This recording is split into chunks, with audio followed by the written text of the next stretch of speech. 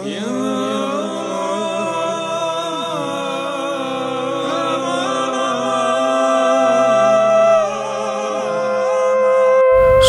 kalian subscribe dulu channel ini agar kalian tidak ketinggalan video terbaru dari channel kami. Orang Kalang, nenek moyang suku Jawa yang telah hilang. Di wilayah utara Kabupaten Nganjuk ditemukan banyak kuburan yang arah makamnya tak beraturan. Rojoso, Langkong, dan Nguluyu adalah 3 kecamatan yang teridentifikasi sebagai kawasan tempat penemuan makam-makam itu. Para sejarawan menduga jasad yang dikubur di makam tersebut adalah orang-orang suku Kalang.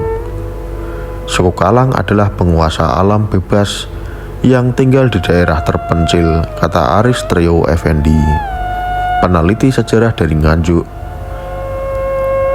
Menurut Aris, di Kecamatan Ngelayu, kebiasaan suku Kalang masih diikuti masyarakat hingga sekarang, seperti tradisi adanya payung dan buah kelapa untuk melengkapi prosesi penghormatan saat ada orang mati. Belum bisa dipastikan apa aliran kepercayaan suku Kalang, namun diyakini mereka amat menghormati matahari.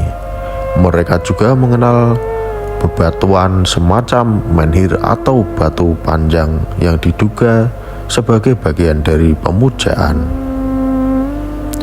Bisa jadi orang Kalang adalah nenek moyang suku Jawa.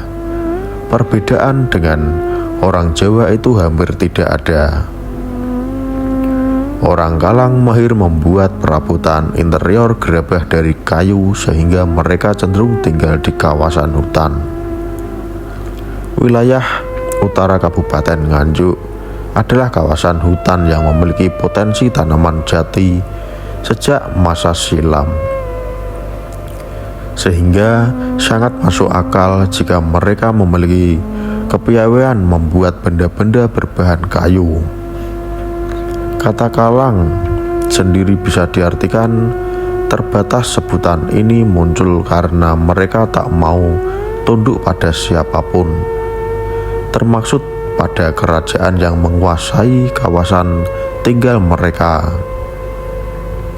Suku ini juga tak mau berkomunikasi dengan orang di luar kalangan mereka. Ketika Hindu masuk ke Pulau Jawa, Kalang dianggap liar dan berbahaya. Sistem kasta yang dianut memeluk Hindu makin membuat mereka terkucil hingga terdesak ke dalam Pegunungan Kendeng yang berada di utara Kabupaten Nganjuk dan Bojonegoro. Lebih jauh, Aris menjelaskan rentang hidup suku Kalang cukup panjang. Ekstensi mereka ada di era Buddha, Hindu, Mataram, Islam, hingga zaman kolonial. Kisah mengenai Wong Kalang salah satunya tercantum dalam kitab Negara Kartagama. Di era kerajaan Majapahit, di buku itu tertulis Atuha Kalang, yang berarti orang yang diserahi tugas untuk mengelola hutan. Sultan Agung di era Mataram Islam pernah mengumpulkan orang-orang Kalang untuk membantu pembangunan kerajaan dan dilatih agar bisa hidup berdampingan dengan masyarakat, termaksud diberi pelatihan khusus terkait seni, kriya, bekal ilmu dari keraton, membuat mereka ahli membuat perhiasan emas, perak, dan perunggu. Ketika orang Kalang meninggal, benda-benda yang digunakan semasa hidup juga ikut dikubur bersama jasadnya. Ritual ini dikenal dengan sebutan bekal kubur. Di sejumlah pemakaman suku Kalang biasanya ditemukan barang-barang seperti pedang, alat kerja, perhiasan, gerabah, dan patung. Ritual bekal kubur suku Kalang mirip dengan ritual yang dilakukan suku-suku kuno di berbagai belahan dunia. Kata M. Huda, dosen juga seorang peneliti Islam Jawa. Wakil Rektor 3 kampus UIN Kediri ini menjelaskan barang-barang pribadi ikut dikubur karena berfungsi untuk mengiringi perjalanan almarhum menuju kehidupan setelah kematian. Ritual ini lazim ditemui di kehidupan masyarakat prasejarah seperti Cina, Mesir, suku Maya, dan kaum Pangan di Eropa.